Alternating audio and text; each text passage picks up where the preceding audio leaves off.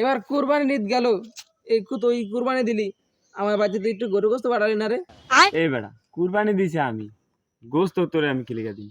হ্যাঁ আত্মীয় স্বজন দেখে কি গরু গোস্ত দিবি না? যাক, তুই আমার এবার গরু গোস্ত দেস নাই, আমি হীরা বছর হাতে দিয়ে কুরবানি দিন তোর।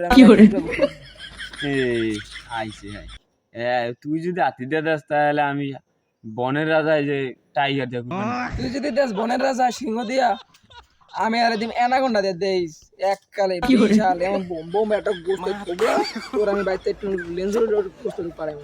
এই আইছে হাই অ্যানাকোন্ডা দিয়ে কুরবানি দিবি? অ্যানাকোন্ডা খায় পানিতে, হেয়া দি মাছ এলে মাছ দিয়ে কুরবানি হয় কোনোদিন শুনছিস?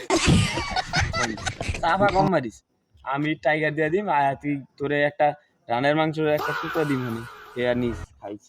এই বেটা অ্যানাকোন্ডা বানিয়েছে তো তোর, কে কে কে কইছে? অ্যানাকোন্ডা পাখির লান ওরে এক লাগে আকাশে পাই না ওরে, জানো সেই না তুই? এই বেটা তুই কি কস? আমি হারা জীবন শুনে অ্যানাকোন্ডা পানিতে থাকি।